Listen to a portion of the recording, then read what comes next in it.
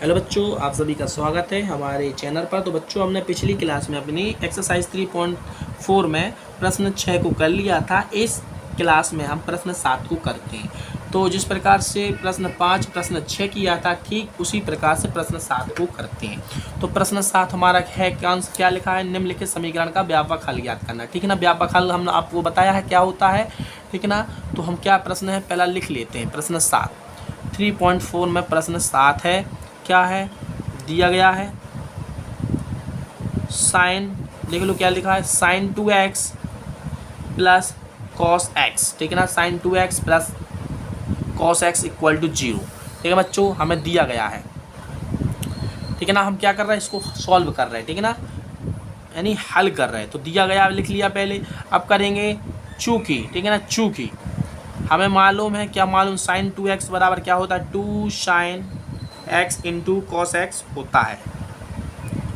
जो दिया गया उसको समीकरण 1 मान लो।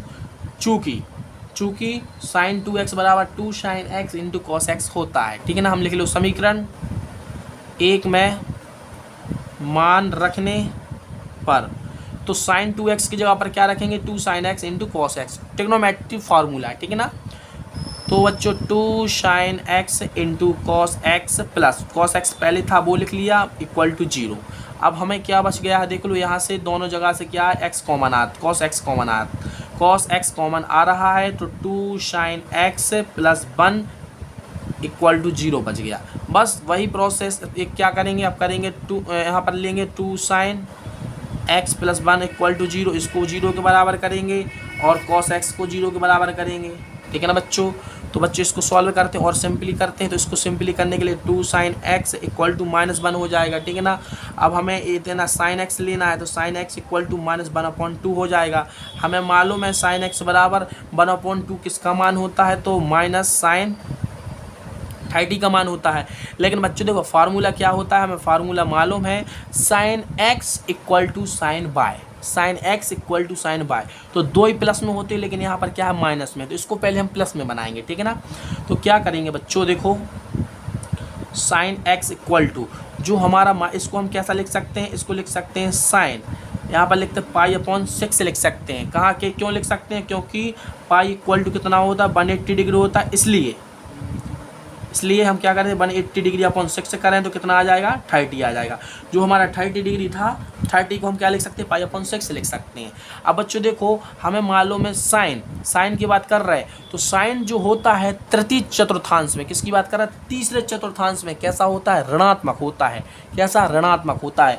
हमें साइन x बराबर साइन y लाना है। ठीक है ना, तो हमें जो यहाँ पर जो माइनस चिन्ह दिया गया है, इसको हम क्या कर रहे हैं, देखो माइनस क्या दर्शाता है, तृतीय, माइनस ये दर्शा रहा है कि साइन को हमें तृतीय चतुर्थांश में लेना है। क्यों, क्योंकि तृतीय चतुर्थांश में साइन का मान क्या होता है, हमारा ऋणात्मक होता है। ठीक है ना, द्वितीय चतुर्थांश और प्रथम चतुर्थांश में प्लस का होता है, तीसरे और दूसरे में क्या होता है, तीसरे और चौथे में क्या होता है, हमारा माइनस का होता है। ठीक है ना, तो माइनस में उत्तर है ना 1/2, तो हमें माइनस दर्शा रहा है क्योंकि माइनस में जाना पड़ेगा। ठीक है ना, माइनस है ना, माइनस π/6 है, तो हमें क्योंकि हमें किसका मान लाना होगा, साइन का, माइनस का मान लाना होगा। ठीक है ना, तो यहाँ पर तो साइन 30 का मान कितना होता है, 1/2 होता है। कितना, साइन 30 का मान कितना होता है बच्चों, साइन 30 का जो मान होता है 1/2 होता है। ठीक है ना, साइन 30। लेकिन हमें यहाँ पर कौन सा मान प्राप्त हो रहा है, ऋण वाला मान प्राप्त हो रहा है, तो ऋण वाला मान लेना है। तो साइन का मान ऋणात्मक कहाँ पर होता है, तृतीय चतुर्थांश में, तो हम इसको तृतीय चतुर्थांश के आधार पर बनाते हैं। तो साइन x जैसा है वैसा, इसको साइन x लिख लेते हैं, पाई प्लस हम इसको क्या कर लेते हैं, थीटा कर लेते हैं। यदि हम 180 में कुछ जोड़ दें तो तृतीय चतुर्थांश में क्या जा रहा है, तो हम कितना जोड़ेंगे, π/6 जो हमारा थीटा की जगह पर था। ठीक है ना, साइन 30 था, साइन 30 को हमने π/6 लिखा, तो ये हमारा थीटा हो गया। हम इसको क्या करेंगे, 180 में जोड़ देंगे तो कहाँ पर पहुँच जाएगा, हमारा तृतीय चतुर्थांश। तृतीय चतुर्थांश में हमारा क्या होता है, ऋण का होता है। तो यहाँ पर क्या हो जाएगा, sine x 6 pi plus pi. ठीक है ना, तो यहाँ पर साइन x इक्वल टू क्या आएगा बच्चों, साइन 7 π/6। अब बच्चों देखो ये बन गया, दोनों जगह देखो, दोनों जगह एक से है ना, साइन साइन।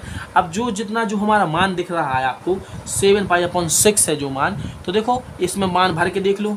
चूँकि पाई बराबर 180 डिग्री कर लो, तो यदि हम 180 डिग्री करें तो देखो साइन इसी में है, साइन गुणा 180 अपॉन 6, 6 से काटोगे तो कितना 30 बार जाएगा। तो जो साइन 210 का मान है बच्चों, साइन 210 का मान कैसा है, ऋणात्मक होगा।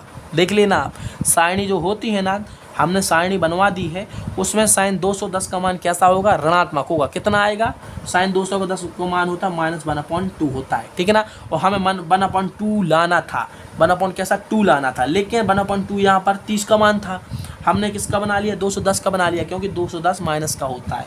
तो बस अब हमारा यहाँ पर हम इसको क्या करते हैं, व्यापक के रूप में लिखना है। तो इसके आगे क्या करते हैं, चूंकि देखो दोनों जगह क्या हो रहा है, साइन ए यहाँ पर, अब यहाँ पर देखना साइन, अब जी है ना, ये हमारा एक्स है, ये पूरा क्या है, बाय है, ठीक है ना। तो इसी को बनाना, इसी को हमने सेम हल किया है ना, हमें माइनस का लाना था, क्योंकि यहाँ पर माइनस दर्शा रहा था, तो माइनस 33/4 में होता है, तो माइनस आ गया, ठीक है ना। तो अब हम क्या करें, सूत्र लगाएंगे, चूँकि व्यापक जो हल होता है sine x equal to sine y, तो यहाँ पर बाय किसका काम करेगा, 7π/6 का, एक्स किसका काम करेगा, एक्स ही का, ठीक है ना। तो जो फार्मूला हो इतना यदि हो तब क्या होता है, एक्स इक्वल टू हमारा होता है n π प्लस -1 के ऊपर n की घात, और यहाँ पर बाई होता है बच्चों, ठीक है ना। इतना फार्मूला होता है। अब इसमें बाई का मान रख देते तो x बराबर क्या आएगा, n π आएगा, ठीक है ना बच्चों। कितना आएगा, n5 प्लस -1 n, बाई का मान क्या रख देंगे, 7π/6। तो हमारा व्यापक हल आ गया है, x बराबर n π प्लस -1 के ऊपर n की घात 7π × 7π/6। और एक व्यापक हल कितना है, इसका व्यापक हल कितना आएगा बच्चों, इसका और निकालते, ठीक है ना। तो cos 0 है, तो बच्चों cos 0 में यदि इसको और इसको करो ना, तो जो हमारा क्या आएगा, यहाँ पर इतना हो गया बराबर, यहाँ पर क्या आएगा, cos 0 की वैल्यू की, यहाँ पर देखो इसको हम लिख सकते हैं, क्या लिख सकते हैं, पाई, यहाँ पर लिख सकते हैं π/2 लिख सकते हैं, ठीक है ना। तो यहाँ क्या साइन पाई नहीं, cos है तो cos π/2 लिख सकते हैं, कितना cos π/2। तो यहाँ पर क्या बच्चों, तो इसका मान कितना आता है, 90 का मान कितना, 0 आता है, हमें मालूम है 0 है। तो चूँकि cos x बराबर 0 हो तब क्या आता है बच्चों, हमें मालूम है 2n + 1 π/2। x का जो मान होता है, x बराबर क्या होता है, यदि चूँकि cos x बराबर 0 हो तब x का मान क्या होता है, x बराबर 2n + 1 कोष्टक में, और बाहर क्या है, π/2 होता है।